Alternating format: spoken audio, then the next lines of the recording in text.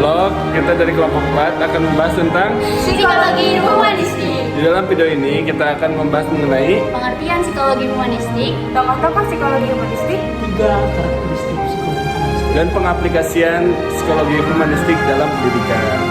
Check it out. Apa sih psikologi humanistik? Psikologi humanistik atau disebut juga dengan nama psikologi kemanusiaan adalah suatu pendekatan yang multifase terhadap pengalaman dan tingkah laku manusia yang memuaskan perhatian pada keunikan dan aktualisasi diri manusia. Nah, bagi sejumlah ahli psikologi humanistik, ia adalah alternatif. Sedangkan bagi sejumlah ahli psikologi humanistik lainnya merupakan pelengkap bagi penekanan tradisional, geoparis, dan psikoanalis. Psikologi humanistik juga memberikan sumbangannya bagi pendidikan alternatif loh, yang dikenal dengan sebutan pendidikan humanistik atau disebut juga dengan humanistic education. Pendidikan humanistik berusaha mengembangkan individu secara keseluruhan melalui pembelajaran nyata, pengembangan aspek emosional, sosial, mental, dan keterampilan dalam berkarir menjadi fokus dan model dalam pendidikan humanistik. Nah teman-teman, aliran humanistik ini muncul pada tahun 1940-an loh. Dan sebagai reaksi ketidakpuasan terhadap pendekatan psikoanalisa dan geoparistik. Sebagai sebuah aliran dalam psikologi, aliran ini boleh dikatakan relatif masih muda. Bahkan beberapa ahlinya masih hidup dan terus-menerus mengeluarkan konsep yang relevan dalam bidang pengkajian psikologi yang sangat menekankan pentingnya kesadaran, aktualisasi diri. Terus-menerus mengeluarkan konsep yang relevan dengan bidang pengkajian psikologi yang sangat menekankan pentingnya kesadaran, aktualisasi diri, dan hal-hal yang bersifat positif tentang manusia.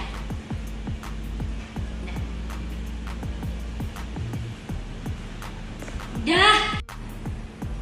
ada beberapa tokoh yang akan kita bahas. Yang pertama ada Abraham Maslow. Abraham Maslow merupakan tokoh yang menonjol dalam psikologi humanistik.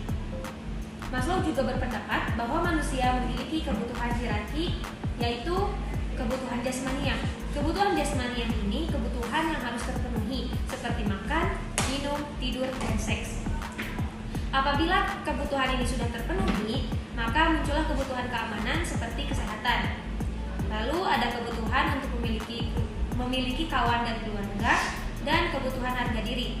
Kebutuhan harga diri yaitu kebutuhan untuk dihargai, dihormati, dan dipercaya oleh orang lain. Selanjutnya ada Carl R. Rogers.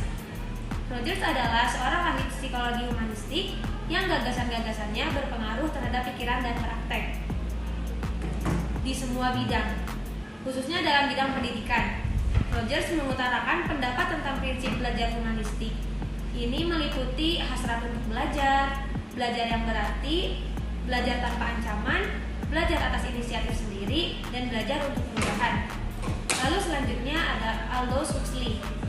Huxley menekankan adanya pendidikan nonverbal yang juga harus diajarkan kepada siswa. Pendidikan nonverbal bukan berwujud menari, berolahraga, bermain musik, dan juga senam. Yang selanjutnya ada Aldous Huxley. Huxley menekankan adanya pendidikan nonverbal yang juga harus diajarkan kepada siswa. Pendidikan nonverbal bukan berwujud senam, menari, olahraga, maupun bernyanyi, tetapi hal yang bersifat di luar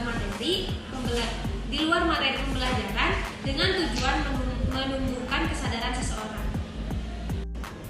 Aplikasi aliran humanistik. Kita akan membahas 4 macam.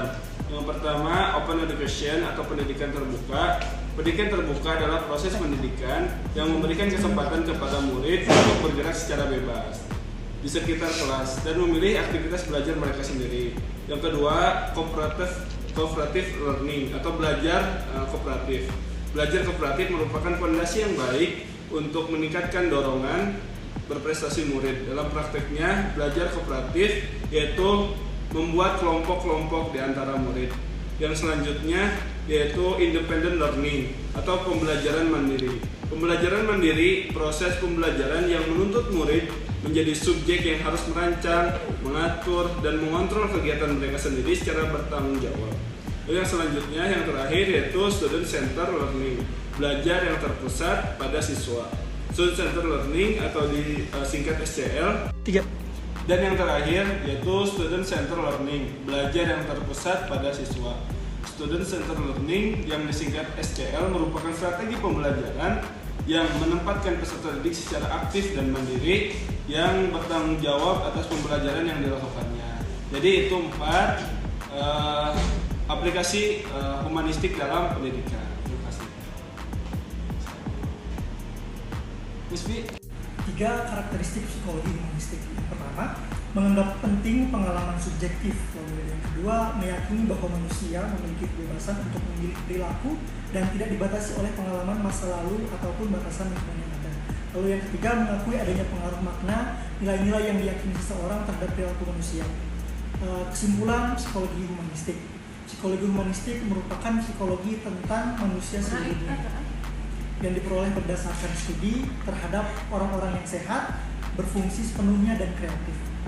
Lebih perhatian terhadap problem kemanusiaan, lebih kreatif, terpusat pada masalah, mempelajari manusia secara mendalam, tidak terbatas pada perilaku, mempelajari manusia sebagai makhluk yang aktif, unik, bebas, memilih, dan bergerak.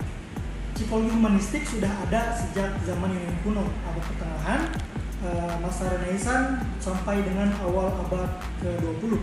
Tokoh-tokoh pemikiran yang sangat berpengaruh antara lain ada Abraham Maslow tentang terapi kebutuhannya, lalu ada Carl Rogers tentang science-centered terapi, dan yang ketiga ada Aldous Huxley yang menekankan pendidikan manufaktur. Mungkin itu saja yang dapat kami presentasikan. Kurang lebihnya mohon dimaafkan. Terima kasih. Jangan lupa subscribe. Assalamualaikum warahmatullahi wabarakatuh.